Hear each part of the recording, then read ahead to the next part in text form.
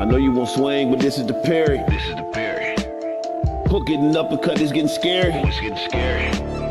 Treasure the truth or risk getting buried. Risk getting killed. I'm on a mission, you hear me? Yeah, this is the Parry. This is They the got Parry. the green light if we say go. Go. Young Tyson, wake him up with the BK flow. You know. Loading up late rounds, this is TKO. Yeah, it's all in the game, this ain't EA though. This I ain't grew EA. up under bright lights where of course it's hot. Force is high. Punchlines, we don't pull them now, scorch the eye. Scorch the Who need a eyes. ghost rider?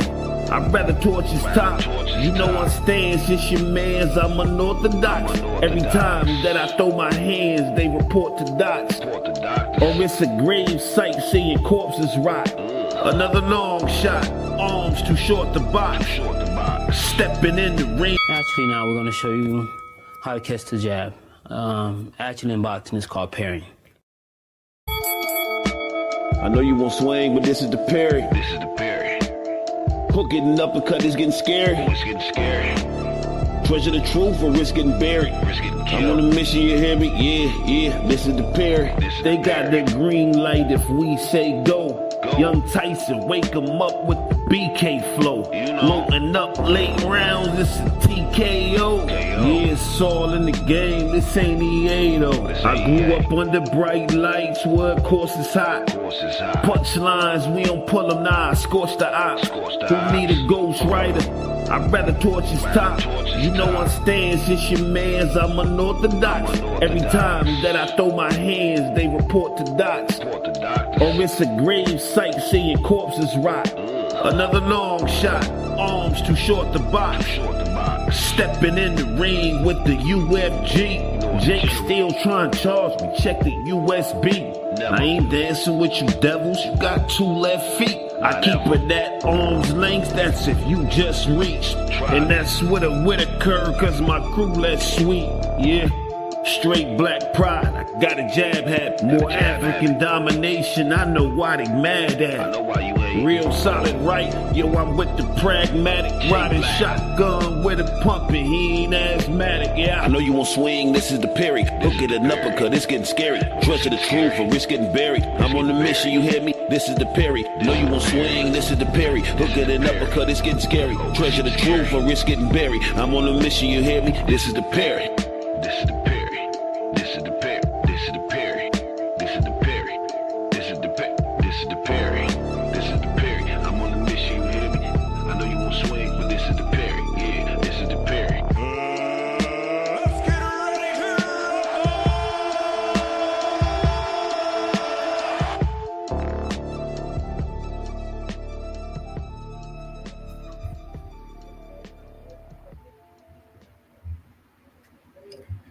ready to Peace. Welcome to another episode of the Parry, where we don't pull a duck, no punches, and the parry is fundamental to boxing.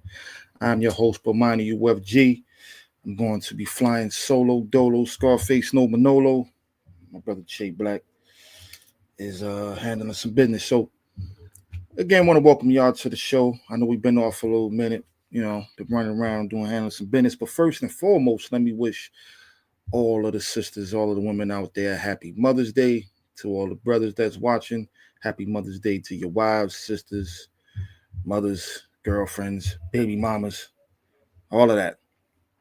But first, let me remind y'all to please jab that like button, go ahead and uppercut that subscribe button, lead hook that share button, and throw a combination at the notification bell so you can stay updated when we drop new content. And please follow us on Instagram and X at the Parry 101 and on TikTok at the.parry.101. Gonna do a lot of catching up today, man. There's been a lot of, since we've been off, there's been some fights that we didn't get a chance to review and talk about, but I'm gonna quickly go through some of these fights and give my opinion on some of these fights and what it means for some of these fighters after a win or a loss, after certain performances, and also about the main topic, which is Manny Pac-Man Pacquiao is returning to the ring to fight Mario Barrios for the WBC 147 pound title. His last fight was in 2021, man, August of 2021. August 21st, 2021, against Udanis Ugas, where he lost by unanimous decision. And Manny Pacquiao, who I believe is like 46 years old or something like that, returning to the ring to fight a young Mario Barrios. Um, what does that mean? Is this is this this is a good thing, man? Like what can we expect from Manny Pacquiao to being off all this time, and especially considering his age, jumping right into the ring against one of the champions at 147. Now, I get it, being a Hall of Famer, his name, cachet, and all of that. It's a smart fight for Mario Barrios to take. Um, Considering that you got other options out there still at 147, he could have unified with Boot Tennis. Shit, I mean, Pacquiao could have jumped right in against Boot Tennis, but he jumped in there against Mario Barrios, but we'll get to that. But let's go through some of the results, some fight results over the past few weeks. Yesterday you had excuse me. Let me go back. Well, Friday you had Anthony Kakasi versus Lee Wood on a DAZN card. Kakasi won, I believe, by decision? No, excuse me. He won by TKO in the 9th round. You also had Troy Jones versus Ezra Taylor. Ezra Taylor won by unanimous decision.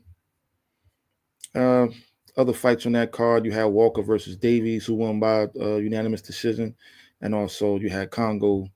You had the brother Owen Cooper versus Chris Congo, and I believe Owen Cooper won by unanimous decision. Sunday, May 4th, you had Inoue, and Inoue fights are always exciting, man. He gets in there, mixes it up, gets knocked down, comes back, and knocks out his opponents. So he fought Raymond Cardenas. He got knocked down and then came back and ended up stopping Cardenas. And I believe it was the 8th. Yeah, the 8th round. Also on that fight card, you had Espinoza versus Edward Vasquez.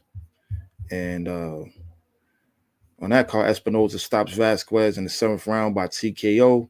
Then, of course, you had Saturday, May 3rd, you had the Canelo Alvarez versus William Skull fight. Of course, we all know Alvarez won by unanimous decision. You had Sarachi versus Munguia in the rematch. And Munguia avenges his loss to Sarachi by unanimous decision, 12th round. And then, of course, you had the draw between F.A. Ajagba and Martin Bacole.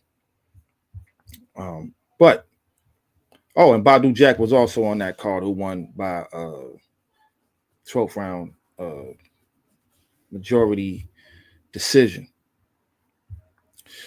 Now, just gonna quickly review this card, man. I was I had a lot of hopes. I had a lot of hopes for this card, man. The Times Square, the Ring Magazine, Fatal Fury card.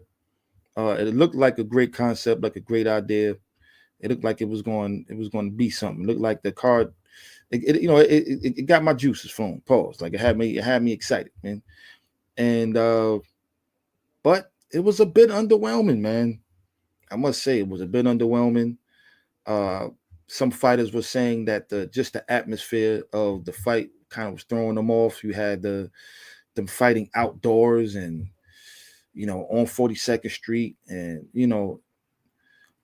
the atmosphere was different. So some of these fighters are blaming their performances on just the change in the atmosphere and being outside and the long drive to the ring and this, that, and the third.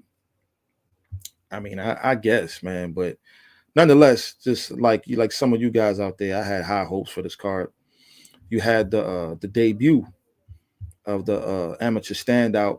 You had Reito Tsutsumi versus Lavelle Whittington, which Tsutsumi put on a nice little one. For his debut, he put on a nice performance against Whittington.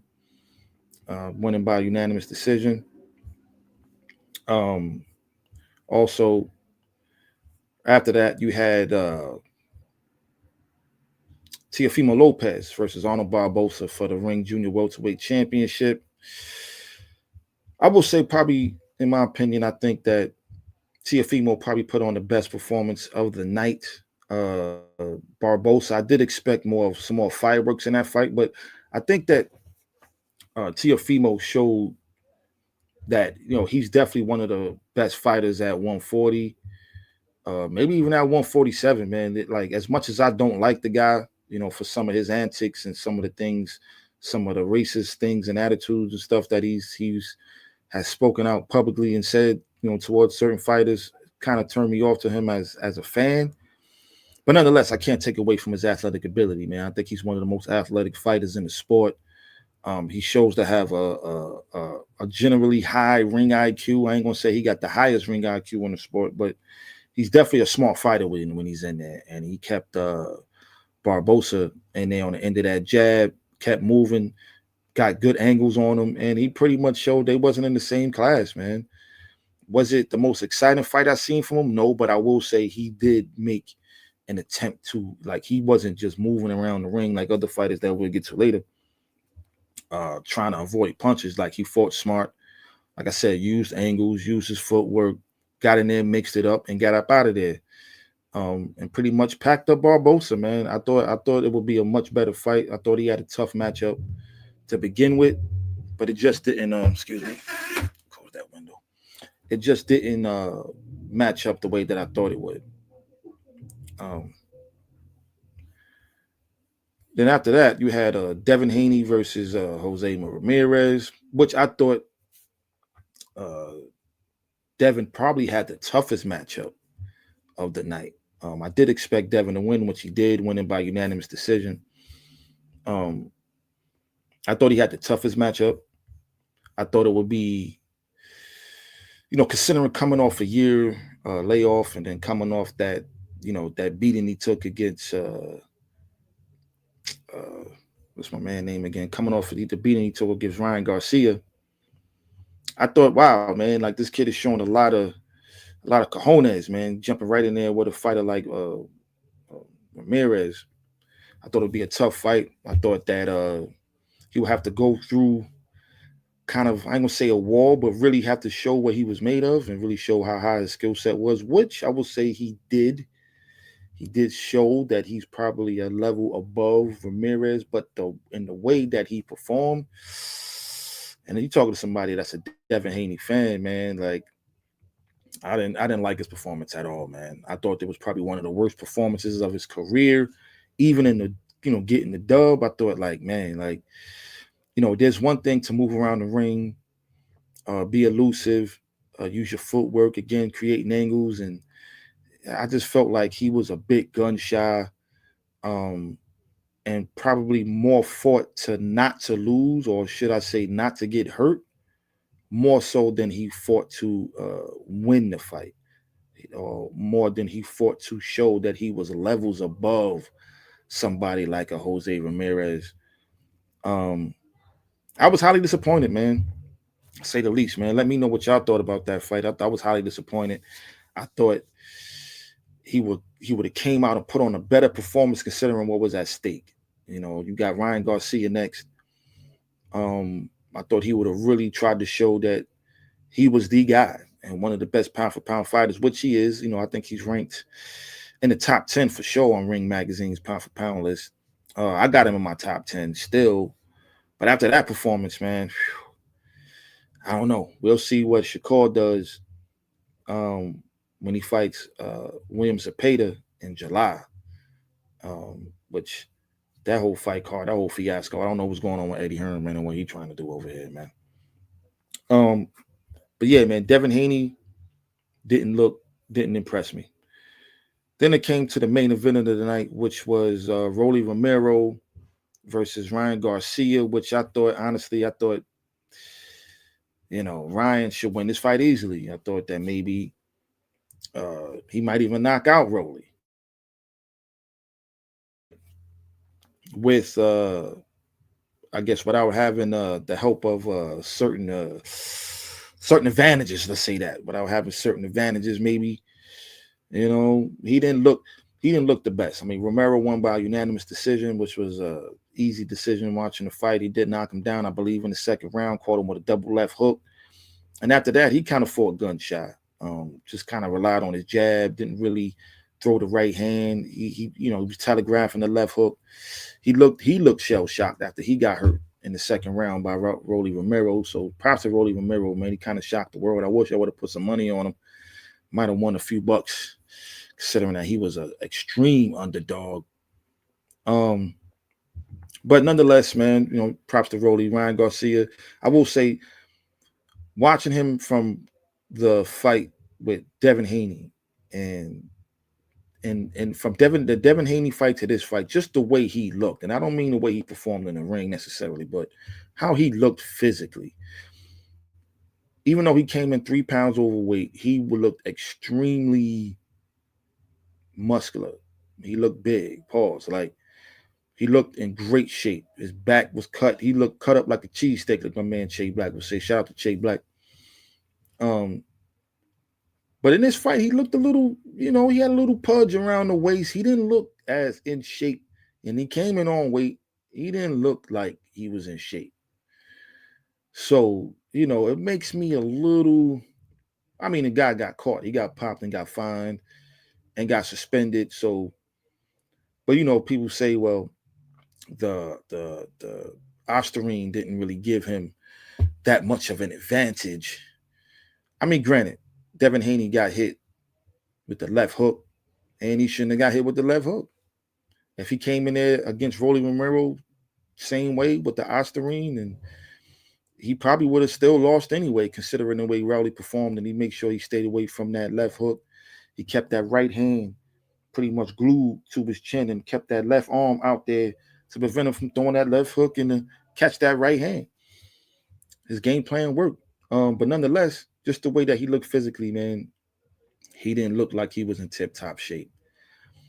So clearly, I'm of the opinion that Osterine did help him in some shape, form, or fashion, at least in his training camp. If it didn't help him in the ring, man, he used that during his training camp to get him probably one of the best, probably getting the best shape of his career.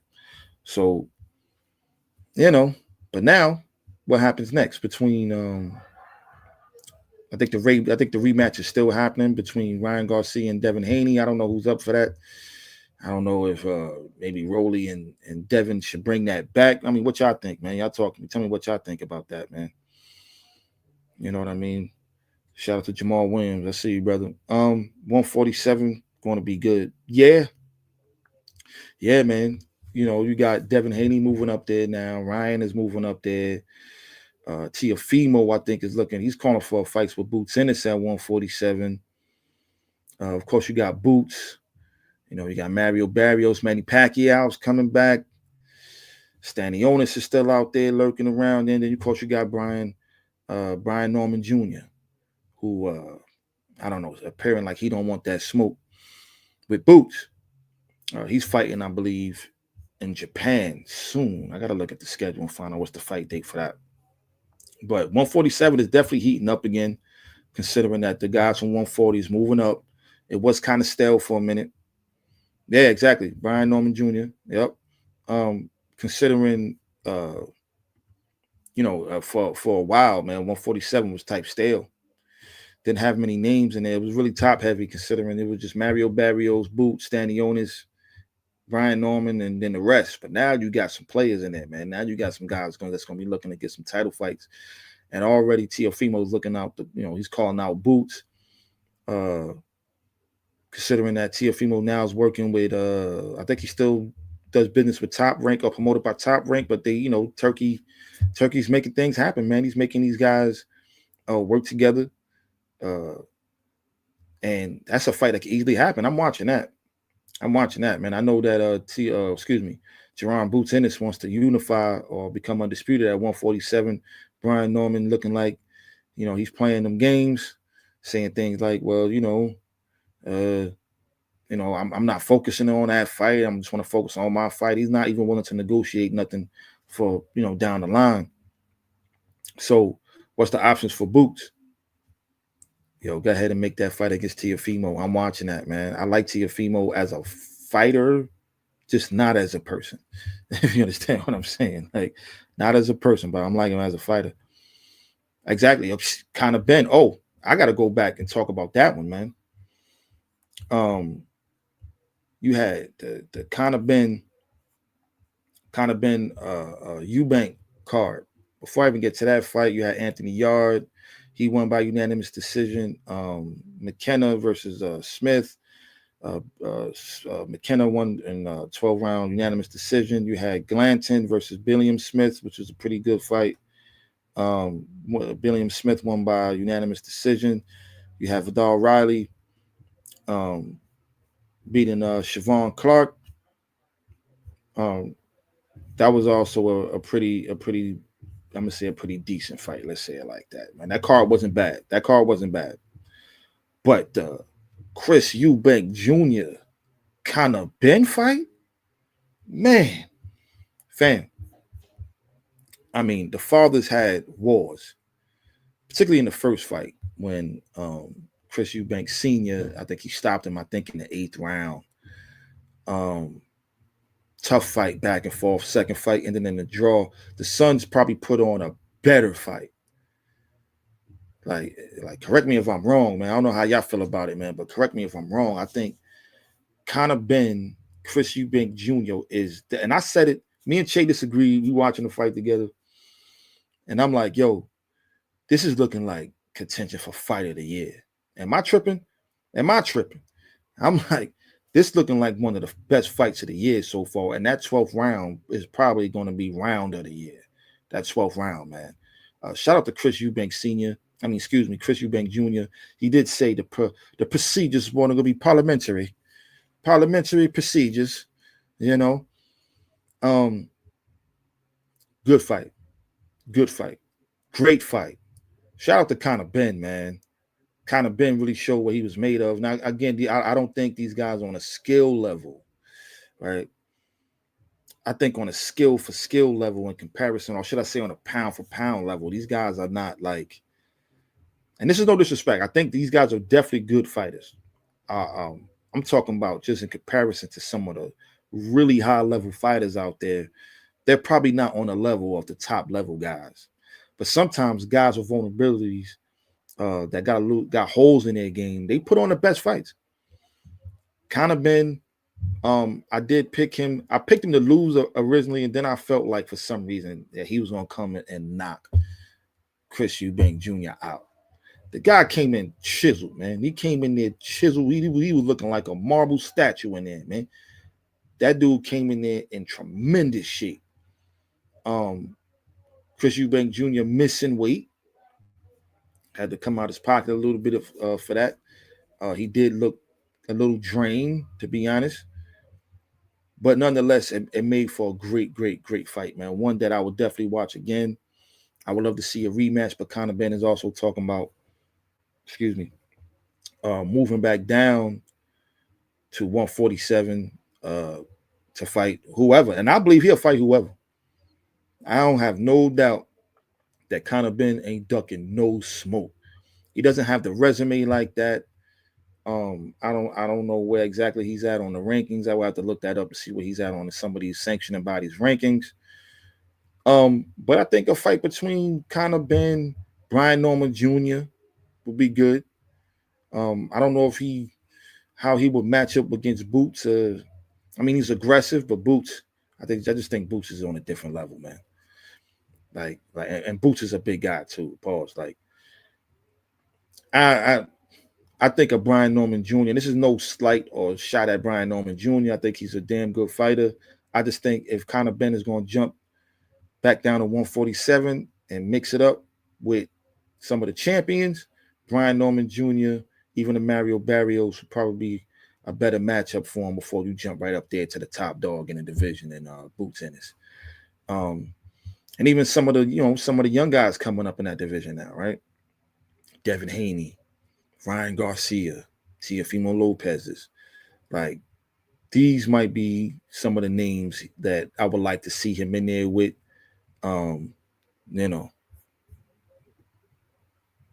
Conor versus Rashidi Ellis at 147. That's a good one. No doubt about it. That's a good one. Yeah, so I think before Conor been jumping there with like the Boots Ennises of the world. Let's see you mix it up with the Ryan Garcias and the Devin Haney's and the Teofimos and see how just exactly see where you at, man. Because he's kind of still young. And I think he got a future ahead of him. I think he's gonna put on more great fights in his career.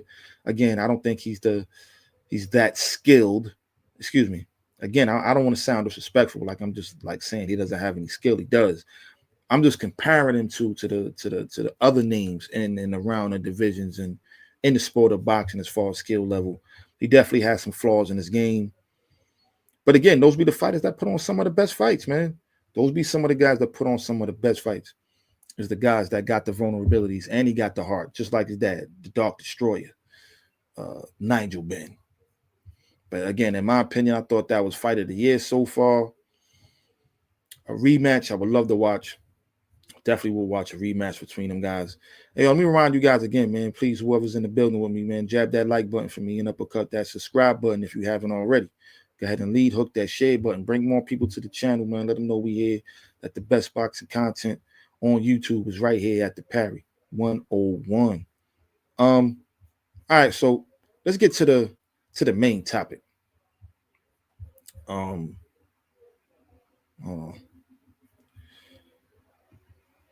Manny Pac-Man Pacquiao is making his return on July 19th in Las Vegas to fight for the WBC Welterweight Championship against Mario Barrios. Now, I've been hearing for a minute, I've been hearing for a little bit that Manny was thinking about coming back. Some different names was tossed out there that never manifested, but now he's coming back against Mario Barrios. Shout out to Mario Barrios for getting the opportunity of a lifetime to get in there with a legend, the 8th division. I think he's the only, he is the only 8th division world champion in the history of the sport. All-time great. Soon to be a first ballot Hall of Famer. Manny Pacquiao, man. And I'm pretty sure that's coming with a nice paycheck, too. I don't know what arena they fighting at. In Vegas, probably MGM or maybe the T-Mobile Arena. Who knows? But yeah, exactly. Barrios is getting a payday. I'm not mad at him. Because if you're not going to fight the Boots Ennises or the Brian Normans to try to unify in division, or even fight Stanionis's and, like you said, Rashidi Ellis's, and you ain't even a kind of Ben. You're not fighting the names in the division. It's not a duck if you're going to fight one of the greats. Now, I get it, Manny Pacquiao. I think he's 46 years old. Yeah, he's 46. Definitely way past his prime. Excuse me. I mean, me and Manny Pacquiao are the same age, man. You know what I mean? I definitely don't think I could go in there in the ring and I got experience, you know what I'm saying? Martial arts and then boxing. Yeah, I'm just not trying to get in the ring and even spar with some of these young guys, man. Well, Jamal, I hear you, but just some of the languages that's coming back and forth between his camp and Boots' camp, because I know Eddie Hearn was looking to make the fight or just negotiate a fight after this fight. And it's something that happens in the sport, right? Canelo does it. Terrence Crawford, like these guys does this. This is what they do. They will negotiate a fight while they have a fight. And considering that, he doesn't even want to talk about it, making me feel like he's ducking, right? But I wouldn't say, but I will say Mario Barrios is taking advantage of an opportunity at this moment, right? He's taking advantage of an opportunity to, one, get a payday. This is prize fighting, by the way. And he's getting a fight of all-time legend. I'm pretty sure there's a level of respect that goes along when you somebody at the top of your division or a name in the sport, that when you get an opportunity to fight a legend and somebody like Manny Pacquiao, or even if a Floyd Mayweather was to come back, God damn it, even if a Sugar Ray Leonard wanted to come back at this point, there's a level of respect that comes along with accepting that fight, not just a payday. Like, you get to get in there and mix it up with an all-time great Manny Pacquiao. I see my brother Che Black backstage. He's about to jump on. But yeah, man, Mario Barrios versus Manny Pacquiao. Manny Pacquiao's last fight was against Dennis Ugas. Like I said, in 2021, August of 2021, where he lost by unanimous decision. And of course, we know Ugas went on to fight Errol Spence, got his orbital bone fractured, and yada, yada, yada, rest is history. Mario Barrios' last fight, he fought I think it was a split draw against Abel Ramos. He got knocked down in that fight. He also knocked Ramos down. It was a back and forth fight, and he got a draw. That's the last fight was in November of 2024, and now they will be fighting in July, man. You know what you think about this fight, man? Jamal, man, talk to me, man. What you think about this fight? Is Manny Pacquiao being 46, a little longer than two? I think he just got reelected as a senator in the Philippines. He doesn't need the money, I don't believe. Manny Pacquiao made tons of money, and coming back, like if money was the objective here, I don't think that fighting somebody like Mario Barrios would break the bank. You know what I mean? I just think of his name cachet alone, he could come back and fight anybody and make a paycheck. But he's coming back to fight a champion. He's not coming back to fight somebody in a division. He's coming back to fight one of the best fighters in the division. So it seems like he's trying to come back to achieve some form of greatness, to really show that he's still one of the all-time greats. Jamal said Pac-Man by demolition. For real, though? Yo, the man been off since 2021, man. It's been 4 years, if I'm not mistaken. Let me go back and double check. Yeah. Since August of 2021. It's been about 4 years since we seen Manny Pacquiao in a real fight. I know he had that the exhibition when he fought like the dude, some dude. I don't even remember, man. Nobody watched that. At least I didn't. But you know, you think Pac-Man, after being 46, out the ring for 3.5, going on 4 years, is really going to demolish a world champion at this point? Somebody like Mario Barrios is a big dude too, man. Like he's not like a little.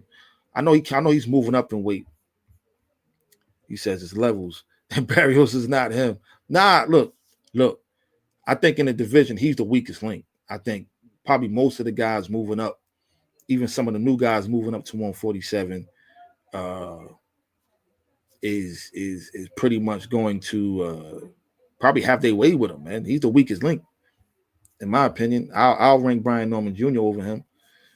Definitely Boots is over him. I think Stanionis might be a better fighter than him. Just being honest, but I like the kid's heart, man. I like how he fights. He comes to fight. He's a big, tough, durable guy. I know he got stopped by Tank, but that's Tank. You know, one of the hardest punches in the sport of boxing. Like, forget at 130, 35 pounds. Like, the Tank is pound for pound when it comes to his punching power. So I'm just like, you know, Mario Barrios got stopped. I mean, you know, he got stopped by him, man. So I'm not really holding that against him. But Che, if you're ready, man, just shoot me a thumbs up or whatever. Shoot me the peace sign, fam, and I'll bring you on. You know, Pac-Man by demolition, though, fam. I think that's a bit much. Now, I'm not gonna put anything past Manny. Man, he is one of the all-time greats. Like I said, I'm not gonna put anything past Manny Pacquiao.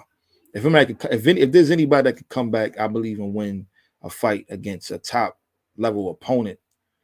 And when I say top level, I'm just really meaning like a champion and a name in a division. Like Mario Barrios is not the toppest of the top. Again, I do think he could have came back and fought anybody. I think Boots would have took a fight with him. But do you really want to come back and fight a Boots in his 3 years old, 46 years old? Or a young, hungry Brian Norman Jr.? I don't think so.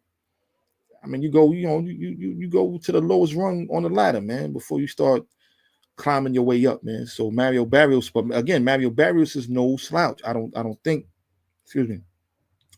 Mario Barrios is a bum.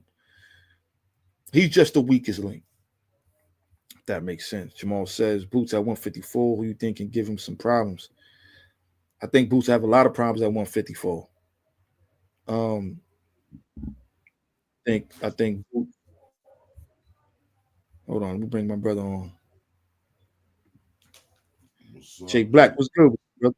Peace, Shay Blick. peace, peace, peace, peace, peace. Pardon me, man. I had some technical difficulties getting here, but we here. Parry. We here. I hate We talking here. about the return of Pac-Man. So we already, I guess we just, I guess you already skipped, breezed through them trash, them trash outings that we had last weekend. And then not that the fighters was necessarily trash, but the performances that we seen. So I guess we already spoke on that. And now we're talking about Pac-Man's return. Right. Uh, and Hold up, real quick. I forgot during my when I was going down the results of fights. Shout out Erickson Lubin, won last night against Holmes. I think he stopped him in like the 8th round or so. He stopped him. So shout out to Erickson Lubin. I just got reminded about Yahoo about that fight. But go ahead, finish, brother. What you saying? I wasn't. I was just making sure I was up to where we was at. Yeah, I kind of breezed through. But you know what? I definitely want to hear your opinion on some of these fights. Right? Like I was going through the results. I went all the way back to the Conor Ben fight. I actually skipped that at first, and then I got reminded. I was like, "Dang, I got to go back and deal with the Conor Ben, Chris Eubank Jr. fight." That was weeks ago, but yeah. Like we did, we was off for a couple of weeks, so we had to come back. I just wanted to make sure I spoke on the different fights and fight cards that we didn't get a chance to review. Of course, in my opinion, like I said, remember when we was watching it, I said, "Yo, this Chris Eubank Jr. kind of Ben card is looking like one of the in contention for fight of the year, and that 12th round was something special, man." But just real quick, just give me your thoughts on that fight and the performances of each fighter. You said of the going back to the Conor Ben fight. Yeah. Just real quick, just give me your opinion on the fight. What you thought of each fighter, whatever. Well, real quick. I was expecting a knockout. I was expecting a knockout victory for Eubanks Jr. However, I thought that Conor Ben showed a lot of heart in his fight. He fought with a lot of aggression. Definitely a lot of bad intentions, as they say, with each punch he was throwing. I didn't even realize until after the fight it was reported that he actually broke the jaw of Eubanks Jr., which made the victory that much more impressive, and the way he won, because he literally stayed poised the whole time. You didn't realize what he was going through. I don't know what round that happened in, but I heard it was pretty early in the fight. And knowing that happened, I could kind of see how that could have affected his aggression. However, it didn't make him gun shy. He went out there and got the job done. I thought it was very impressive and outboxed him, outclassed him, outmanned him for 12 rounds, basically. Where do they go? What's an attractive fight for them from there? From after that, probably a rematch as far as I'm concerned. I don't really, those guys can keep fighting each other. They probably make the most money fighting each other 12 times, man. Exactly. To be honest, man. I don't see where these guys go from there, from off of that fight. I don't see whose stock was really elevated necessarily. That fight was seen more for their own, family's brand name sake than their actual advancements of their careers. Hold on. That's a great point though. Because as great as the fight was, right? Mm-hmm. It didn't. Even in my opinion, as great as I thought that fight was, and as entertaining as it was, I think the only stock that raised, or risen, man, not a scholar of the English language. Risen, raised, whatever. Yeah, you get me. The only stock I felt went up was actually the rematch of that fight. Like them fighting each other now seems like I would watch that again. I will probably watch a trilogy of that. Right? Especially knowing that that Eubank got his jaw broke. It's like, yo, can he go out there and actually get the job done? Can he do more? Will him try to do more cause him to get knocked out, not just his jaw broke? You got to get hit to get your jaw broke. So, Right. A good shot. But, yeah. And Eubank pretty much won that fight off heart and a good jab. Light him early rounds. He was winning off one punch. I had that Let's be real. about 10 rounds to 2, somewhere around there. Yeah, it's something like that. I don't even remember. I plan on going back to watch that fight pretty soon. Some other fights that I spoke about. The Teofimo Lopez winning the 12th round unanimous decision against Arnold Barbosa. Yeah, let's get to this ring card, man. Let's get to this ring card. I think that Teofimo Lopez, speaking of him first, he probably had what would seem like the toughest assignment in front of him, on paper at least. With that being said, as far as for the house fighters, so to speak, who was fighting, all the fighters that they were trying to promote for their next fights, he seemed to probably had the most the toughest assignment in front of him. Right. I felt like he went out there and did what he had to do. I mean, he couldn't really do much with the style that Barbosa was giving him, that he was up against. But I thought he went out there, and to me, he was actually impressive as far as the level of skills that he showed and where he belongs. He showed in that fight that his name definitely belongs in the elite.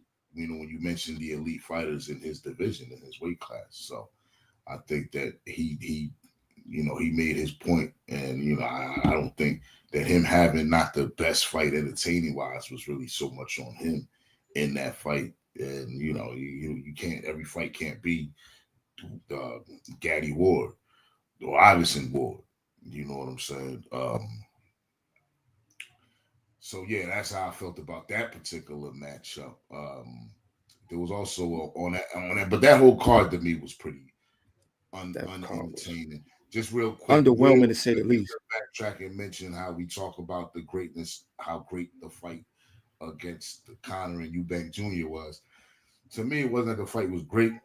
It was that it was extremely entertaining. Now, I mean, that can translate to a great fight because it was a great fight to watch as far as, the level and value of entertainment. Was I watching greatness at any point of that fight that I looked like I was watching the display of greatness? Not at no time. In fact, I would say the lack of greatness kind of contributed to the entertainment factor of the fight. Yo, Che, that's why you the pragmatic. Man, Che's a critic and tough to impress. I knew you. I was surprised you ain't say that off rip, because I remember you was saying that during the fight. He was like, man, entertainment value. It's like it's entertaining. I don't know if this.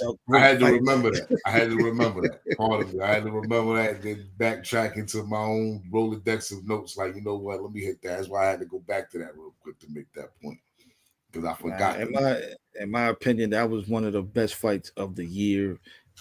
Skill level aside, I did say again before you got on. I did say, as far as the skill level of these guys, it's not at the top tier. But fighters that got a vulnerability or holes in their game usually make good fights, right? Like, I'm not talking about technique as far as throwing the punch, but just look at Gaddy. Gaddy is known as the ultimate warrior type of fighter. Look at I remember Junior Jones late in his career. Late in his career, he had some of the most entertaining fights, and a lot of it was based on his declining boxing skills in the ring. So, right, just because you're not looking at skills doesn't mean you're not going to look at something fun to watch as far as entertainment. I remember female fights. A lot of the female boxing matches, especially early in female boxing, where it was just looking like windmill slap fest going on and whatnot. But the action was nonstop, though. It was like, wow, it's just, even though you weren't seeing technique and skill, and you weren't seeing a lot of feints and a lot of jabbing and body, you seen fighting, though. You seen scrapping. You was getting blood, though. Exactly. That's one thing about a women fight. Blood's going to be drawn, for sure. Like, I'm gonna be drawn to the women's fight, man. Somebody nose getting busted back in the day. It was always like a bloody nose or something, man. Women always left the ring with their nose bleeding. But All right, now let me get to this next fight on that card. Again, like you, I thought that card was extremely underwhelming, considering just the names on the card, the matchups on the card, and the event itself. Being in New York City, Times Square, something different. I expected an all-time event, and it was probably one of the all-time worst events, right? But now I'm gonna sit back. I'm gonna go ahead. I'm gonna let you just. I'm gonna mute my microphone. I ain't gonna say nothing because I already know. Listen, anybody that's watching this, and I'm gonna say, if you a fan of Devin Haney, you got two options: sit back and enjoy the episode and let my man Che speak his mind, or you can go ahead and raise up and come back in about 10 minutes. Because I already know if you're a Devin Haney fan like myself, but it's well deserved. I'm pretty sure Che got something to say. And this ain't so I don't know what he's going to say. But what I do know in Che, when it comes to this Devin Haney, Jose Ramirez fight, and I already spoke my piece. I felt that was one of, let me just get mine off, and I'm going to let you take the floor.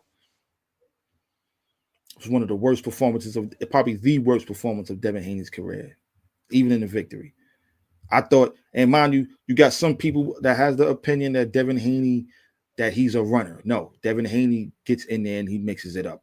Ryan Garcia fight was a great example. The Kambosos fights, the Lomachenko fights, the rig. Now, what's my man's name? I can't think of my man's name. Rougarou, man. Excuse me. Can't think of his name right now. Slipped my mind. Those fight, like he gets in there and he mixes it up. He just, he just elusive at times. But this fight,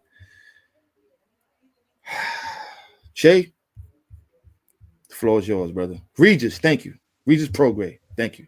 Thank you, Jamal. Floor is yours, brother.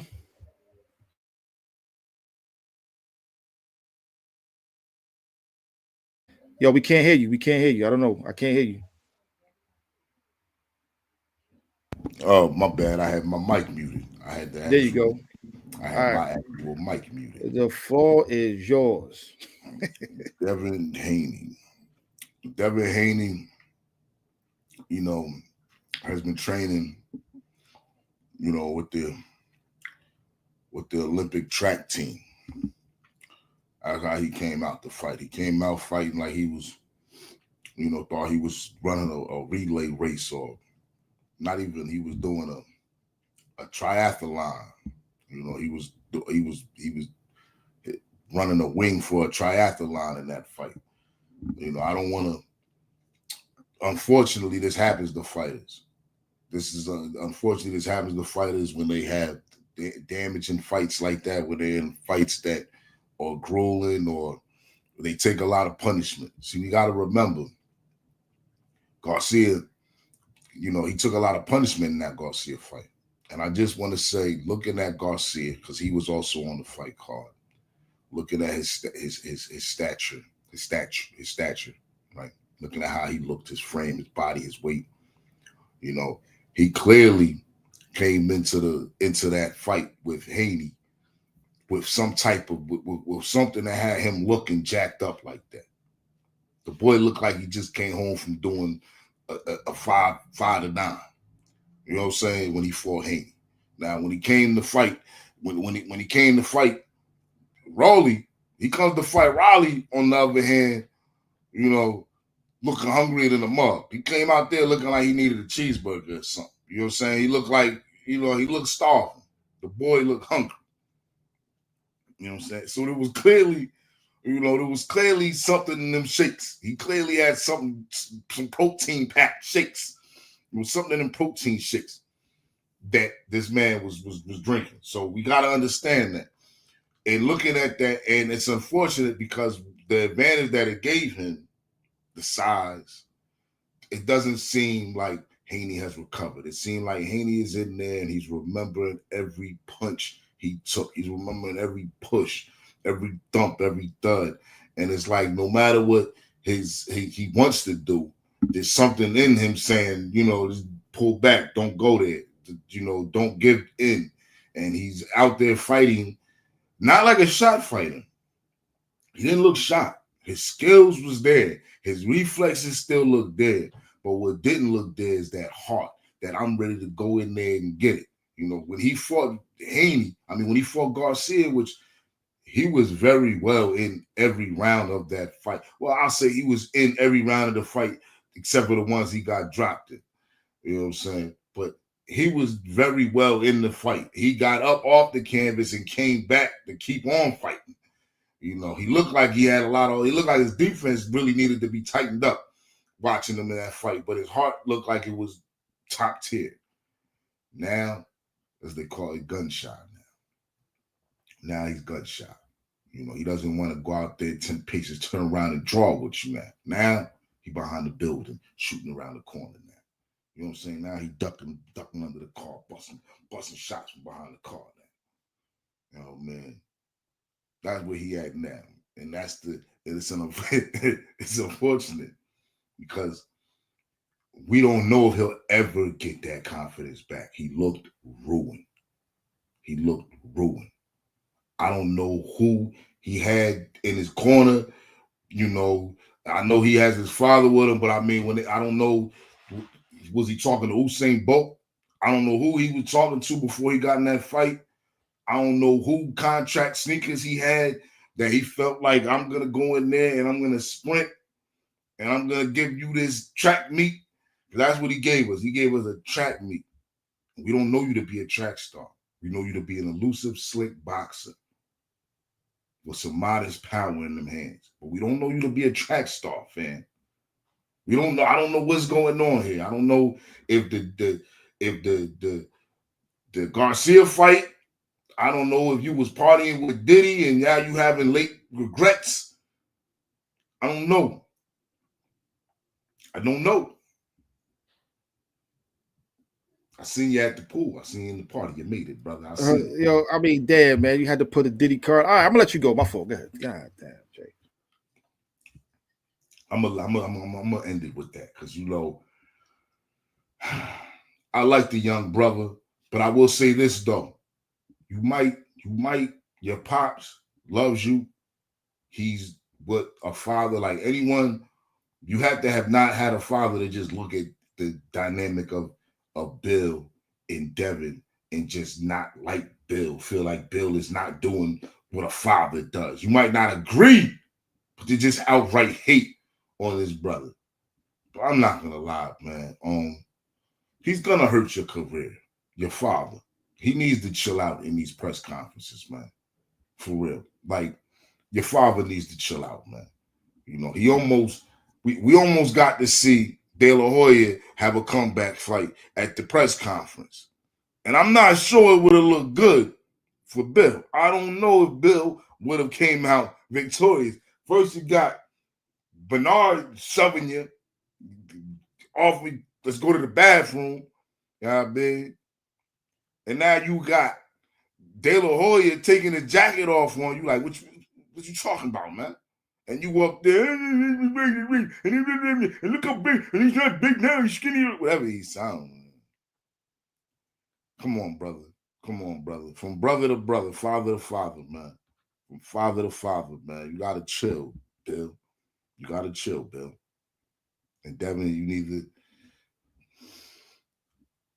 I don't know, man. You need to go up on the mountains, take some ayahuasca or something and find it in your soul. Find it in your soul, brother. And ask yourself, do you really want to do this boxing thing, man? You really want to come out there and keep fighting? Because you didn't look like it was in your heart no more. And that right there can cause you to go out there and get hurt in this ring. That right there can cause you to go out there and get knocked cold because you're in the ring cold. You didn't look warm. So if I was you, I would take a easy fight, and a real easy fighter that got some pillow in his fist that you could probably go in there and just walk over, yo, for real. And that's what I would do if I'm Devin Haney in my next fight.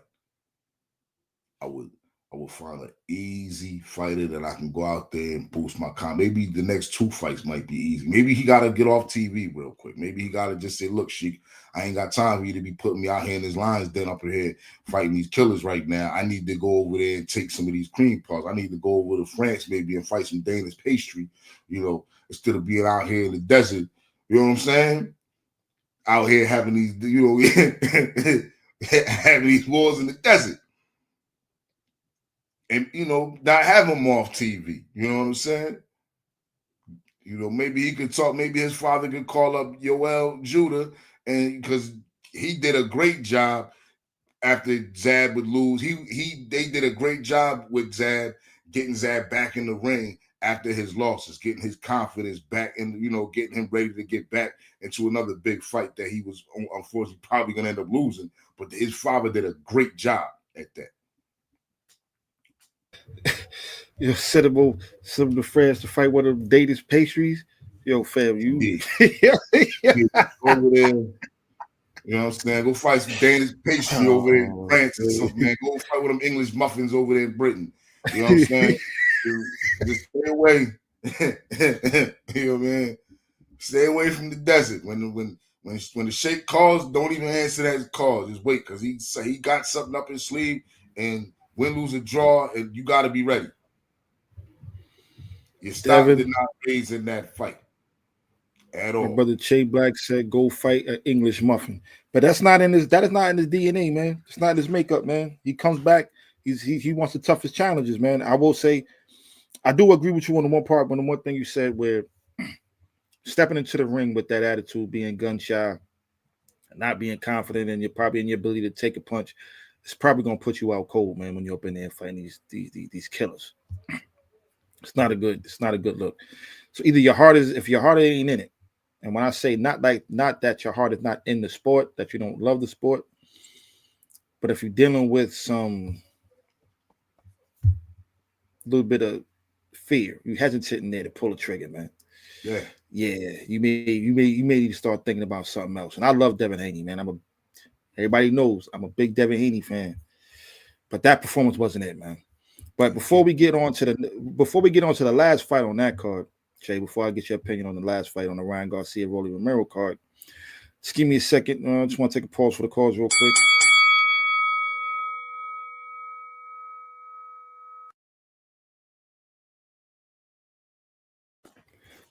Just want to remind everybody to please go ahead and jab that like button, uppercut that subscribe button, lead hook that share button, and throw a combination at the notification bell so you can stay updated when we drop new content. And follow us on Instagram and X at the Parry 101 and on TikTok at the .parry.101. Follow us on all forms of social media, and please don't forget to drop a comment in that comment section. Hit that thumbs up button, man, and get us in the algorithm. One more thing. Let's pay some bills real quick. Shout out to my man Artifacts.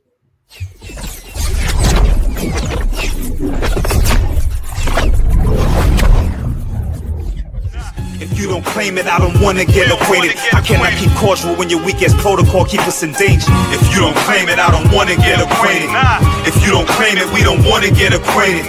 If you don't claim it, I don't wanna get acquainted. If you don't claim it, we don't wanna get acquainted. The Caribbean islands to South America. The one thing we all have in common is Mama Africa. The only way Shout out to artifactsclothing.com for sponsoring the Parry. So y'all go ahead and check out Artifacts Clothing at artifactsclothing.com. All right. The last fight on that Ring Magazine card, that Times Square card, you had Rolly Romero versus King Ryan Garcia. King Osterine. King Rysterine came out there and he got his ass kicked. It was poetical. It was poetical. For one, a lot of people be forgetting the power that Rolly packs and his punches. That's something that a lot of people, they sleep on that. He was a much better boxer than Ryan. People forget Ryan never has beat a champion before.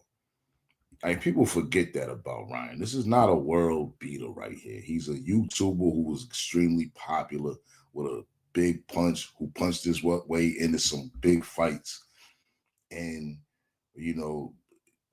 cheated his way into his biggest victory. Because even if he didn't get a skill, even if he wasn't, he didn't take something that made him a better boxer. It gave him more weight. It gave him more thud behind his punches. It gave him more footing to stand on. And it was clear in that in his fight with Riley. It was the second round or the first round, Riley popped him and dropped his punk ass. I know the rematch with Haney is still officially on, from what I'm understanding. That hasn't changed. If I'm Haney, though, I'm like, why? If I'm Haney, it gives me an opportunity to go out there. I don't think Haney is ready. Even with what I've seen, even with Garcia having cheated, I don't know if Haney's mentality would be good for him to go in there and fight Garcia. It might be some emotions flying that takes away from his ability to go out there and technically do what he needs to do. He might go out there and try to knock him out, get hit with something. He might go out there, be all shy and tentative, try to outbox him and just stink up the whole joint and possibly even lose the match like that. We've seen it with Vernon Forrest when he in the rematch with Ricardo Mayorga. This is something that we've seen. We've seen it with Shane Mosley. I was about to say that in the rematch against Vernon Forrest. You know what I'm saying? So, it's something that we've seen. I will say this though, real quick. I did see improvements in Devin Haney, right? Defensively, I'm guessing you're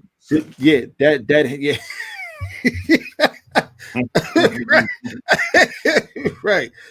That right hand, he was on the phone with it, and he stopped the ball. I didn't see the bow and arrow, you know what I mean, off the jab. So he looked like he listened to the critics and tightened up. So I think a rematch with Ryan will probably be completely different, considering that one guy can't come in on the Osterine and the other guy made the proper improvements to not get hit with that left hook, possibly.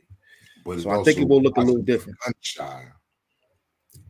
that part right there has to be a factor, especially looking in the rematch. And maybe Ronnie Devin is selling the fight. Who knows? Maybe he's selling the fight as he's who knows? Maybe he got some deal with FanDuel and looking bad was good for them. I don't know. I don't think so, but who knows? FanDuel. I mean, nonetheless, both those guys stunk up the night, man. He stuck up the joint, even though they was outside. Looking at Riley though, because now we had to, because Riley was completely overlooked in this fight, especially by the Garcia camp. He was looked at as, oh man, we can go out there and knock this guy out. This guy looked terrible in his last victory. He lost his biggest fights by knockout. We could go out there and really go out here and look impressive against this guy. He has a big enough name. He's a big enough puncher, and it completely backfired on him. They found a guy who's like, look, y'all ain't gonna just feed me anybody. I can fight. And on top of that, I'm gonna beat one of these guys. I've been in there with some of the best that the division has to offer. You know what I'm saying? He was rocking, he was grooving with Tank. I'm not saying he was beating Tank, but he was grooving with Tank in that fight until he got put. You know what I'm saying? He's not a walker. He got put to bed. Tank had to figure him out and say, okay, this is what I need to do. Pop, and slept him. But he walked into it. But Garcia is no Davis, and we've seen Garcia in the ring with Davis. So I think that Riley was the sleeper. He won the night. You know what I'm saying? Riley won the night. You know what I'm saying? He had the biggest win for him last night. That was career. It was definitely an upset. The fight was an upset. Everybody was picking Garcia to beat Riley. He was pretty much written off. And It's unfortunate because it seems like Garcia will probably have a bigger fight in his next fight than Riley met. Unfortunately, That's man. I would. Because I mean, a I rematch think with Riley Garcia wouldn't even be a bad idea. Not that it's a fight that I care to see again, but I don't need to see that again. I'm being honest, I don't need to see that. I definitely don't. I don't need to see that. Garcia's perspective, it wasn't the most exciting fight, even though he won. He not at won all. It just had the drama in it. I just had the drama in it. You seen him get knocked down, and he was like, "Yo, is Garcia gonna start winning this fight?" You know what I mean? But so it had that effect in the fight. But no, it's not a fight people want to see again. But if I'm Garcia, it's like, yo, let me try to get my look back. Well, I do feel like Riley can get a big fight. It's just with who, right? If he's fighting at 147, like who's fighting Rolly Romero at 147? I mean, as far as that's a name, like Teofimo's, you know, the guys that's moving up in that division, it's not fighting. It becomes like you don't have to. The guys that's establishing it, unless he moves back down to 140, you know, maybe fight at Richardson Hitchens or something. I don't know. There's I don't know where Rolly goes after this fight. But he should get another name. Like he's a name. All right, he is a name. He's not the most skilled fighter, you know, but he comes to fight, and you know, I think he put on probably the most impressive win of his career against the biggest name in his career. So I think he should be rewarded and get out there and be able to fight another big name and get a nice payday for that. But like you said, unfortunately, just the way the nature of the sport, Devin Haney and Ryan Garcia is probably going to be a bigger fight. Ain't no doubt about it. It's one of the biggest fights in the sport. It might have lost a bit of luster considering how both guys perform, but nonetheless, they're going to get a mega payday. There's still the intrigue of what's going to happen now. You know, there's still that intrigue. So, and that still it definitely lost some luster on it. They definitely knocked a little luster off it from their lackluster performances. Each with Garcia losing and Haney winning, but losing all type of respect in victory from his peers. You know, we heard Timothy Bradley after the fight. You know, he was very, very vocal about what he's seeing, and I can't even lie. If I ever agreed with Timothy Bradley, it was at that point. You know, I was very disappointed. But going back to talking about the Riley Garcia, though, Riley could have a lot of good fights coming next. The problem with Riley is that he could have is that who wants to fight him? He could become a spoiler. He could be one of them fights where it's like, we don't really got to fight him. He's not. And, is it going to be enough money on the table to take a risk like a Riley? Because Riley always has presented a risk, especially with the power he possesses. The power he got. You know, and beating Garcia, you know, it still becomes shit. You know, we don't have to fight a Riley. It might not be, it might not be a risk worth reward type of fight. I mean, he has a title, so there's that. But I feel the thing with Riley, like what normally gets me, gets me excited to watch Riley Romero fight is when there's smoke and there's some heat between him and his opponent. Right? He knows how to sell his fight. Yeah, I like that though. I like, he don't sound, no disrespect to the man, but he don't sound like the most. He don't speak eloquently, let's say it like that, right? But he knows how to talk that ish though. You know what I mean? Like it's sometimes it'd be the simplest things. He'd be like, like F that dude. Like it's just the way he says it, like it makes you believe like, yo, he really don't like this guy. Like he knows how to disrespect you at times without being ultra disrespectful, and he can also be ultra disrespectful when he's ready. I mean, he showed with the tank fight before and after. Because he showed his class. He actually showed he had class after the fight. Right. Now I like Rolly as a personality, man.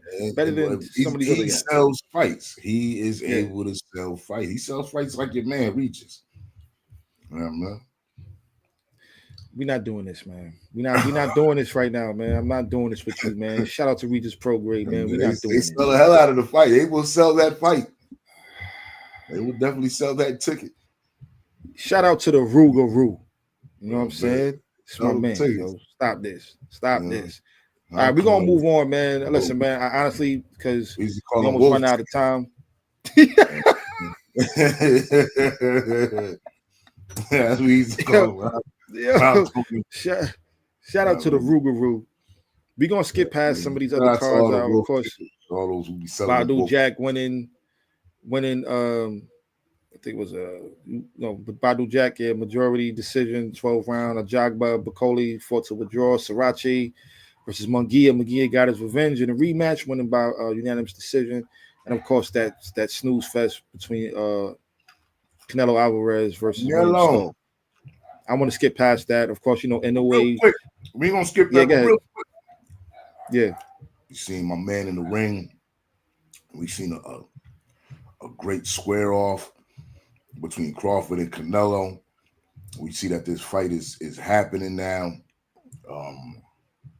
Definitely excited about that. Definitely excited. Real quick, who's in the who out here? Who watching right now? Throw up that fist, man. Throw up a glove or a fist and let us know you rocking with us right now, man. I can see who rocking with us, man. But but go ahead, brother. Yeah, actually, but just real quick, just to get to the Canelo Crawford. Everybody's saying, Crawford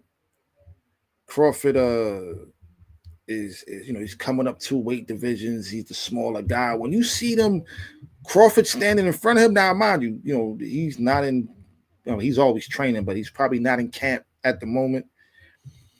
Crawford is the taller guy, and he don't look much smaller than Canelo right now, if I'm being honest. I mean, of course, he had his shirt on, right? Probably had a T-shirt up under that. Like, this is why I'm just saying. This is why I mentioned this. When you got to see them face to face. Yo, Crawford looks like he's ready right now. He looks like he's cool. He don't look like the same 130 pounder. He put on some muscle. I was whooping on Gamboa. He's looking like he's walking around probably right now $175 solid.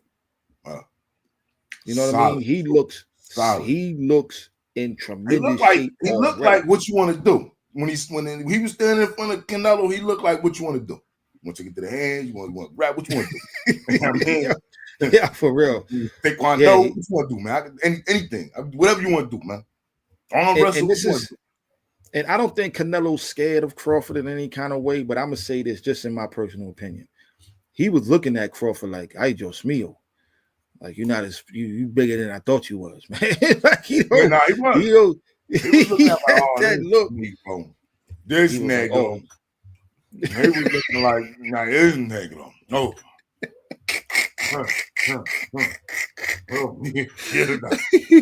Man. This nigga, he might be headed for a no mas. He might be going down a no mas road, bro, with this one. I'm gonna say like that. Just when they both step into the ring, and there's no, as far as I know, there's no rehydration clause. There's none of that. I don't think Canelo would take the fight with that anyway. I think people's not considering how strong Bud is naturally, like, and now he's putting on muscle. We've been training for this fight for a minute now, since it was starting, since it was being talked about. He's been in the gym since he fought homeboy at 154. Excuse me, his name escapes me right now. He's been training for this Canelo fight. And one of the objectives is to put on the weight the proper way. He had more than enough time to put on that weight properly, lifting the weights and not putting on the fat. He ain't trying to get fat for the fight. He's getting brolic. He's getting strong. And Israel Majimov, thank you, brother. Peace to the God, wise understanding. He's putting on the weight the right way. I think, look, now, we all know Canelo got a granite chin, but it's the ones you don't see. And I'm gonna say this, man.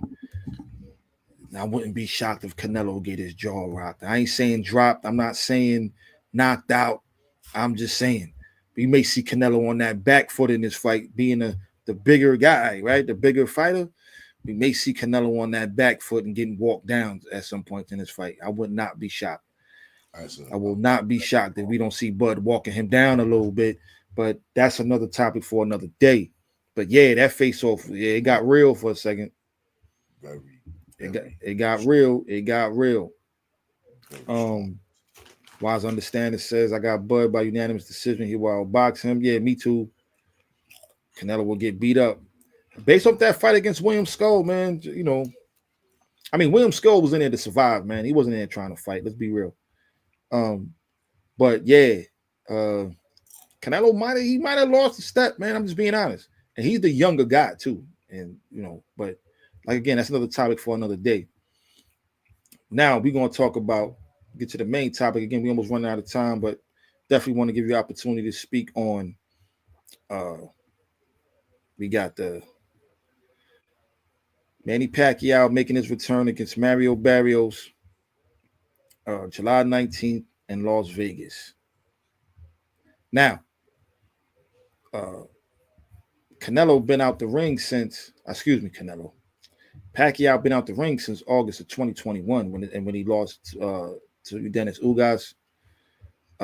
Mario Barrios' last fight was this past November when he fought Abel Ramos. 46 years old, man. 8th division world champion, Hall of Famer, first ballot Hall of Famer, no question. Looked at as arguably one of the greatest fighters, not just of his generation, but of all time.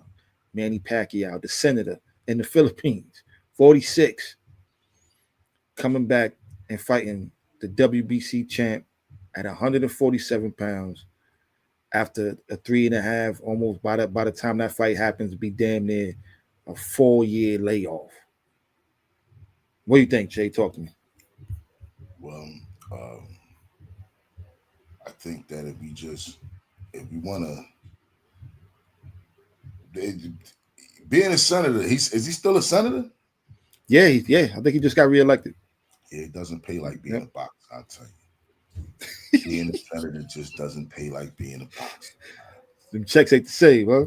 The checks over there, them Filipino government checks just ain't cutting it, man. You know, his lifestyle, whatever he got going on, clearly he needs to be back in the ring for whatever.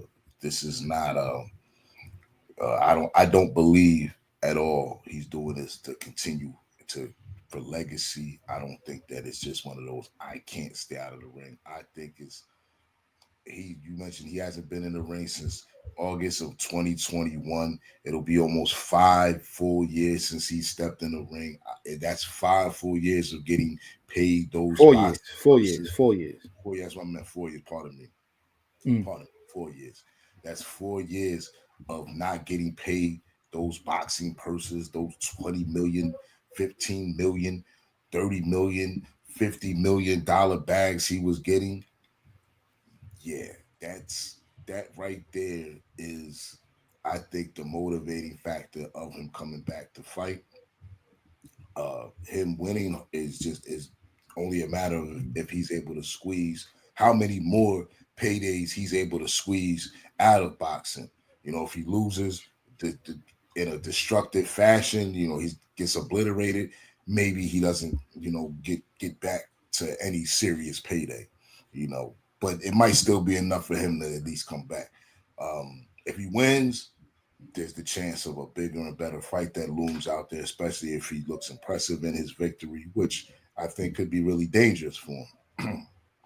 His last 2 fights, he was not victorious. His last 2 fights were not against the caliber of fighters that would have defeated him in his prime. Jeff Horn, I believe he really actually should have gotten the decision for that, but he wasn't emphatical enough to win that fight and to make the statement at his age at that time. And then after that, he fought Ugas, and in the Ugas fight, Ugas clearly beat him. And let's look at Mario Barrios and let's look at Ugas. And hold on, but those was his last 2 losses, though, not his last 2 fights. Who was his last 2? Who did he fight in his last fight? He fought before he fought Ugas, he fought Keith Thurman, and I think before that was the Adrian Broner fight. His last fight was Ugas, though. Last fight was Ugas. He fought Horn, then he fought Thurman and Broner. No, he fought Jeff Horn, he fought Lucas Matisse, Adrian Broner, Keith Thurman, okay, and then Udonis Ugas. Yep. Okay. So, but his last two losses, Jeff Horn and Dennis Ugas, was his last two losses. I'll just focus on Ugas then. And when before Ugas was against Broner? No, Keith Thurman. Keith Thurman. Which was a good fight. It was a good fight. That was a good win. It was a fight because he defeated an undefeated young champion who was looking at it. Yeah. We were looking at him like he was going to be the one. Right. Or at least he was going to be in that conversation. I mean, he beat Keith Thurman and sent him up to the mountains of Kathmandu after that. Man. Send him to that ayahuasca. Send him to the ayahuasca retreat. He picked up playing the flute. Whoa. Yeah. So, with that said, at 46, 47, he's about 46. At 46 years old, ain't been in the ring in 4 years. The chance of him coming in there and beating Barrios has got to be very slim. You have to have it very slim. You have to. If he goes out there and wins, I don't expect him to win. I actually expect Father Time to have caught up to him.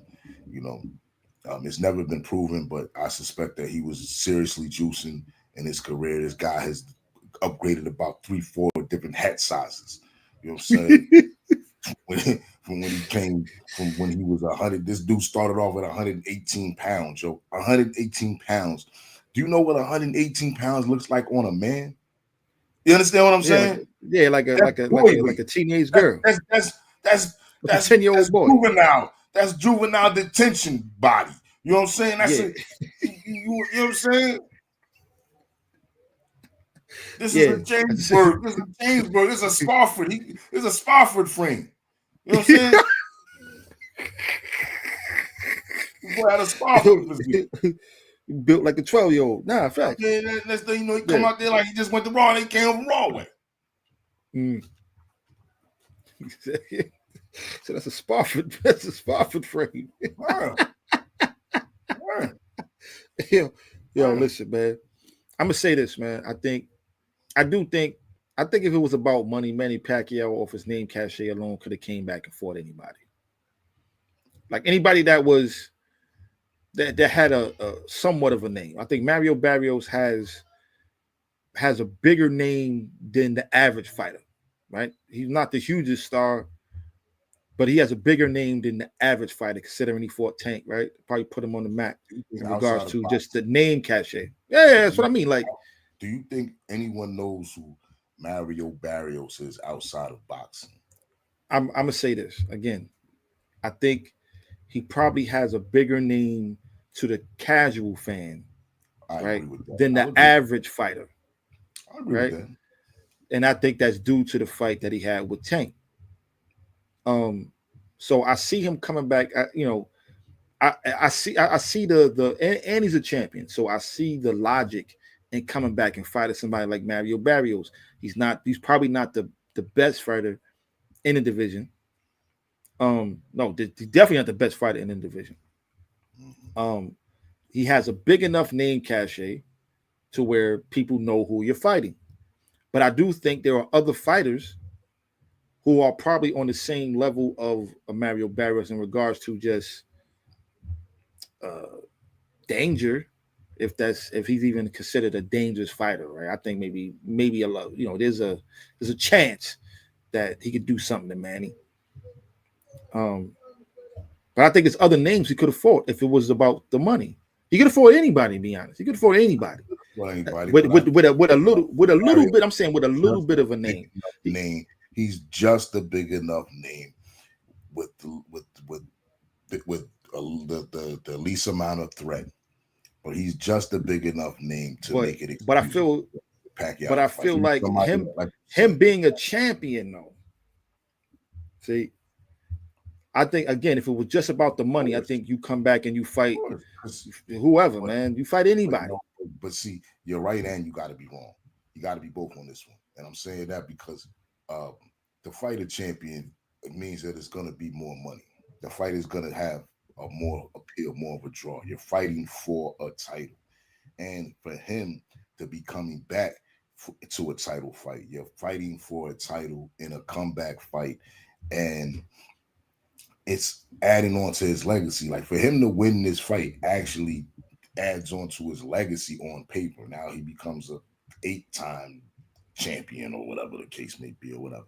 I mean, he's been champion at 147, so he don't get another division. But yeah, he comes back and he wins another title. At time when he'd be like, 2-time, 3-time, he'll be whatever time champion. And with that being said, so it's like it absolutely, and it'll be another world beater. So all of that factors in that. All of that is a matter of millions. Like, all of those factors equal millions more. So I for Manny Pacquiao, it makes all the sense in the world for him to fight, and Barrios is just a big enough name, like I said, with just the least amount threat for it to make sense, for it to for people to actually go out there and sell this fight. If he were to go on and fought somebody out of obscurity that we never heard of, that we didn't know about, that we had to actually research ourselves when they announced the fight, it won't sell as many. You're only selling the fight based on Pacquiao. But if you sell the fight with a champion, Barrios still has a fan base. It might not be a huge fan base, but he has a fan base, and it's a champion you're selling this fight on. So it makes all the sense to make this fight. If he loses, then maybe he comes back against somebody in obscurity for another paycheck. But I just can't see it not being about anything more than getting paid right now. And I think Barrios was the paycheck with the least amount of threat they could get. Well, I wouldn't. Well, again, there's some guys at 147. Now I'm looking at the WBC rankings. At the WBC rankings, he could have came back. He could have fought Kavalauskas, man, and got a check. Kavalauskas, that's a dude for. Who? Come on, man. You know who Kavalauskas is, man. Come on, man. I didn't say I don't know who he is. I know you not. I know you're not saying that, but listen, I'm just saying. I'm just saying he could have came back and fought Kavalauskas. Let's rewind now. He could have fought. He could have fought an Abel Ramos. He could have fought Conor Ben is ranked number 3. Maybe Conor. No, because Conor Ben just lost. I'm gonna say this. Mario Barrios is the biggest name with the least threat that he could get for it. Like, none of those fights, I think Mario Barrios is at least a good $5 million more than any of those fights would have been worth. You know what? Okay, when you factor in the money, I can see that. Devin Haney's ranked number 1 in the WBC, which makes sense. At the WBC at 140. But the risk of fighting Devin Haney has to be much greater than fighting the Barrios. I'm also adding the risk factor. Yeah. See, Mario Barrios is not the biggest fight he can get. It's the biggest fight with the least risk. And that's what I'm really and a decent payday. Now, look at that division. Look at the division. And the fact that they're fighting at 140 says a lot. They fight at 147. So, in the top 10 as far as the WBC goes, other than Devin Haney at number 1, you got Abel Ramos ranked number 8. Josh Taylor is number 10. And Josh Taylor got a fight coming up. You got Alexis Roca.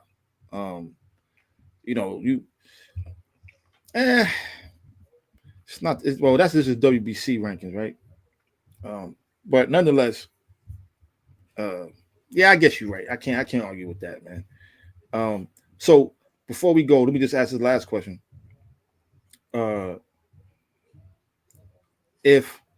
We know what a win for Mario Barrios, what it does for Mario Barrios, a win over Manny Pacquiao, what it does, right? It elevates his name. I don't know where it puts him in a division, right? Probably still keeps him in the same spot, being a 46-year-old Manny Pacquiao, coming on for 3, damn near 4-year layoff at the time.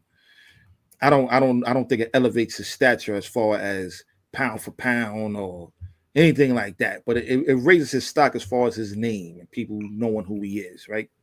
So we also know that equates to dollars in the sport too, right? You're a champion. Now you came off a win off Manny Pacquiao. Negotiations is a little bit more intense when you trying to negotiate a fight against somebody like Boots or or Brian Norman Jr. is like, yo, I just came off fighting Manny Pacquiao. We did such and such amount pay-per-view. Like, you got to break me off. We get that. A win for Manny Pacquiao. What does other than him winning WBC and being recognized as still one of the greatest fighters that ever lived, what's next for Manny after a fight like this? Like, what's next? Like, because, all right, just thinking about the mentality of somebody of Manny Pacquiao being off the ring for 4 years, you jumping right in the ring with a world champion. You beat him now. You can't now fight a Kavalauskas. It got to be something better out there for you if you're going to stay at 147. I disagree. So I think he could absolutely fight a Kavalowski. He can. I'm talking about the mentality of somebody who just, again, coming off a 3-year layoff. You would think, and I'm talking about somebody that this is a serious comeback. This is not just a purse grab. I'm not jumping in here trying to get a check, get in, get out real quick. I'm coming back to fight. Right? I'm making a comeback for a few fights, right? I'm a champion now. And again, you coming off there'd be a 4-year layoff, you fighting a world champion. I don't think somebody with that mentality of taking the sport serious, unless it's just a money grab. I'm talking about Manny Pacquiao is making a serious comeback. I don't see him wanting to fight a Kavalauskas. There's nothing in it for him. What's next? Where do you think Manny Pacquiao goes next after this, man? You find the biggest fights you can get. You go for the biggest. You go for the biggest fights you could get, and I should be ashamed. I usually have the rankings right in front of me, so I don't have to even guess or anything. But we're Devin talking Haney. Just put like this: you win the WBC. Devin Haney is the number one number one contender for the WBC. Devin Haney is Devin Haney a big enough fight? If I was Pacquiao, though, if I was Pacquiao's camp, based on Devin Haney's past performance and last performance, and Devin Haney's the way his defense is, that's who I would target. I would absolutely, if I'm Pacquiao's people, I'm targeting Devin Haney. That's a huge fight. It's a huge purse grab, but it's also, to me, a beatable fight for Pacquiao. I'm not saying I give Pacquiao the win, but it's a beatable fight. Haney might be chinny enough.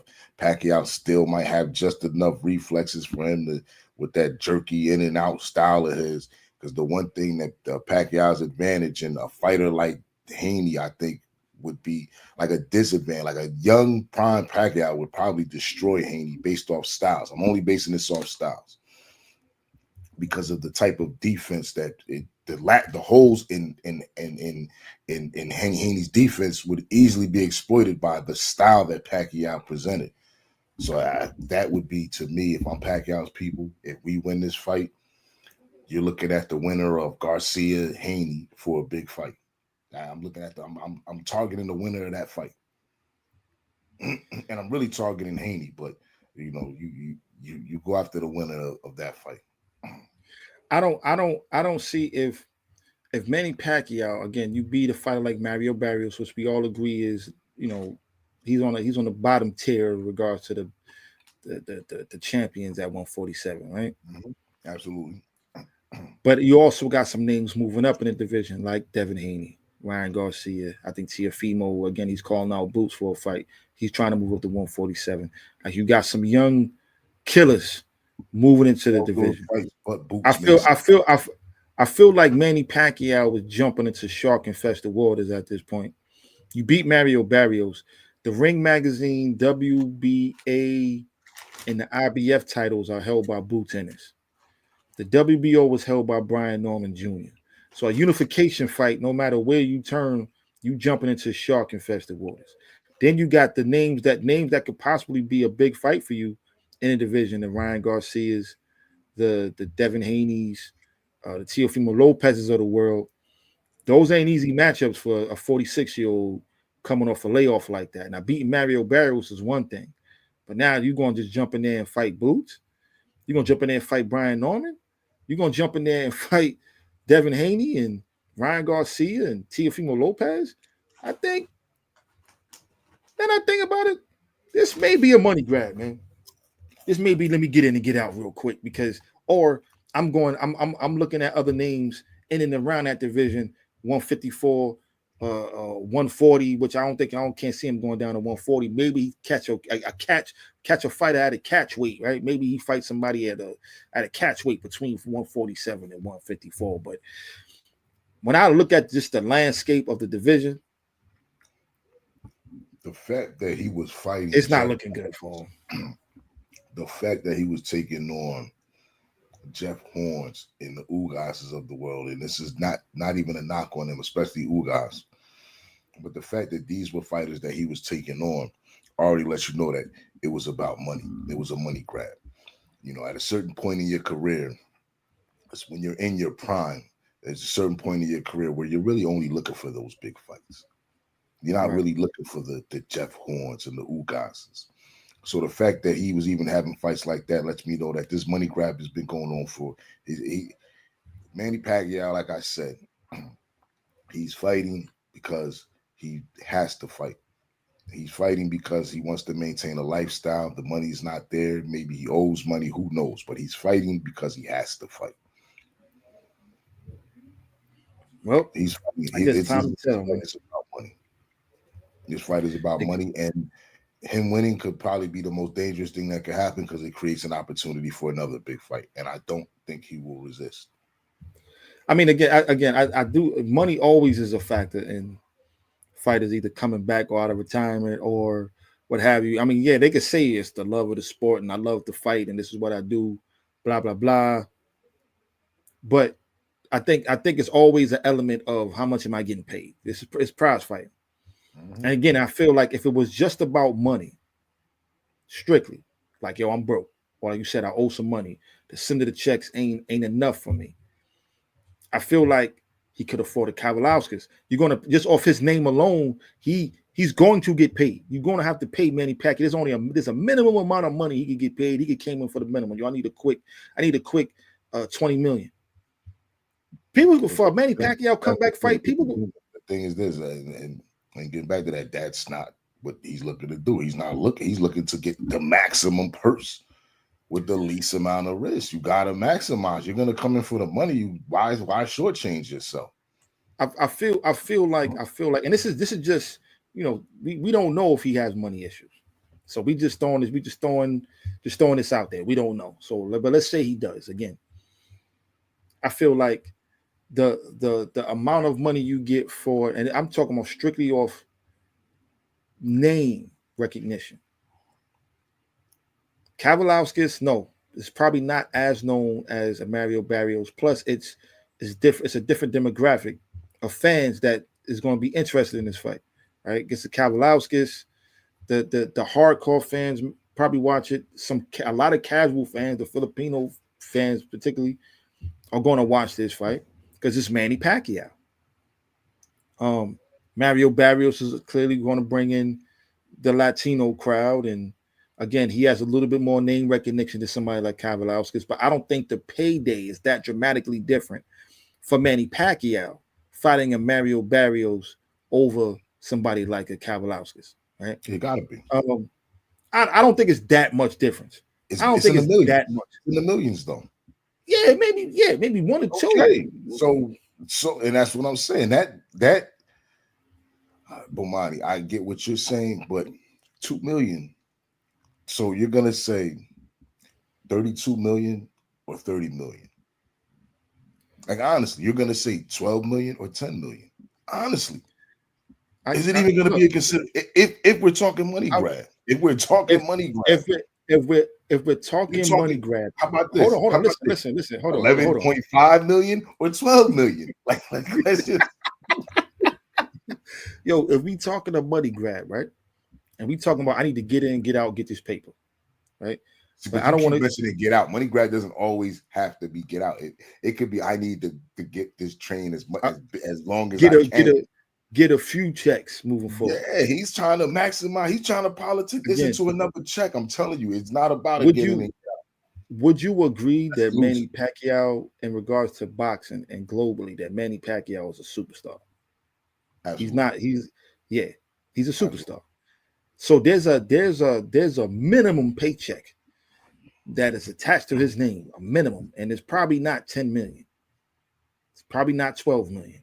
When Manny Pacquiao steps in the building with his fan base and his resume, there's a paycheck, a nice paycheck attached to that.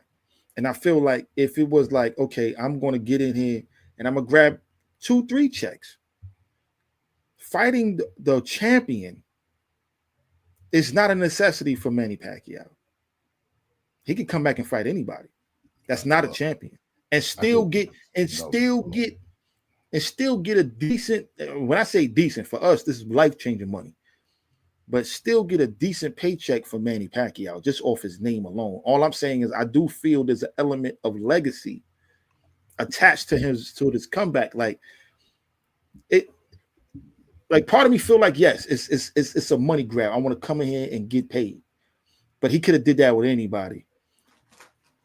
The part that makes me feel like this is probably partially a money grab is when I look at the landscape of the division, and maybe this fight was negotiated before he knew these guys was moving up there, and he probably ain't think that far ahead as to what's next for him. But when I look at the landscape of the division, I'm like, what's next for you is probably Jaws.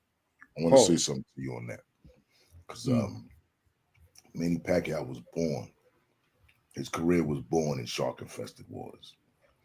Going back to when he wasn't 46 then.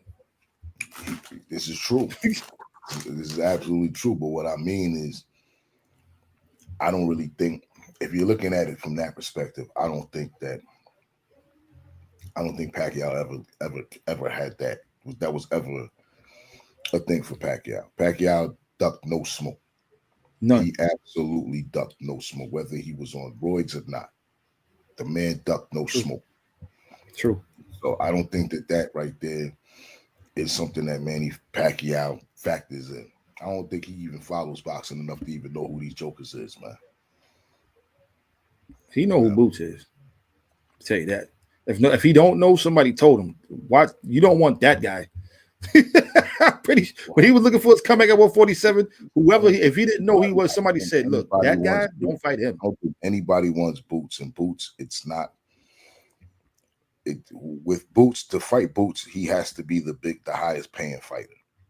To fight Boots, that has to be the biggest fight. That has to be the highest purse. When you go after a fighter and that's the risk, it has to be the highest of rewards as well.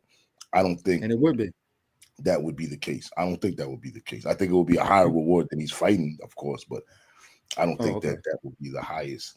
You know what I'm saying? I think a fight with Haney would probably sell more tickets than a fight with. Then we're going off of name recognition, just off of name. I agree. And I think imagine if him and Tank could find a catch weight between 140 147.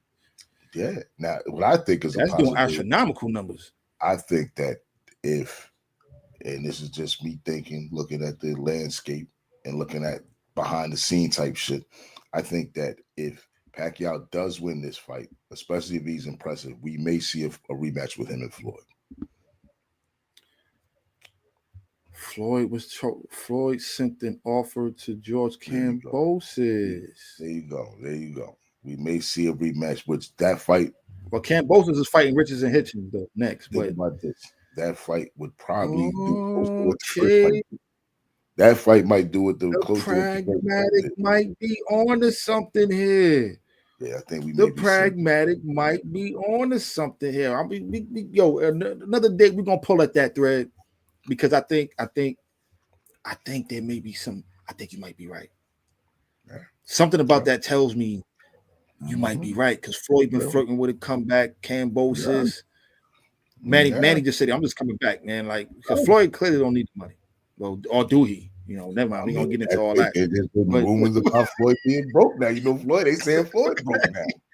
They say Floyd. I'm not even talking about Floyd. I'm not even talking about nobody money, but they say that Floyd, I'm not even Manny money, but they say that Floyd may be broke. But with that said, I think there may be some. I think it might be something to that. I wouldn't be shocked if that happened, man. But yeah, we almost running out of time, man. Yeah, we kind of we're beyond time, you know, but. Yeah. I just want to thank everybody for checking in. I definitely had to take blame for that coming here late. It's all good. Shout out to Wise Understanding, Peace of the God. Jamal Williams. Should have hopped on here with us. I should have got the link. Hopped on here, man. Yeah, not for sure. Your Wise Understanding. We definitely want to get you on. You know your boxing, man. I definitely want to get you on here. You know, Uhuru Jamal. He's a regular. We already had him on the show. We definitely could get him on at any time. But I definitely want to get the guard Wise Understanding on here. He knows his ish. He knows the sport, man. So we definitely got to get you on here, guard, at one point, so we could chop it up. Any closing statements, any closing remarks, Jay Black, before we get up out of here? Because I really got to dip. Nah, I ain't gonna hold this no more than I've been already. You know what I mean? Everybody appreciate y'all for tuning in. Definitely appreciate y'all for tuning in. This has been another episode of the Parry, where we don't pull a duck, no punches. But hold on, before we get to that, please remind y'all to jab that like button. Go ahead and uppercut that subscribe button, lead hook that share button, and throw combination at the notification bell. Parry, we don't pull. Your host, Manny UFG. I am the pragmatic Jay Black. And we are up out of here. Until next time. Actually, now we're going to show you how to catch the jab. Actually, in boxing, it's called parrying.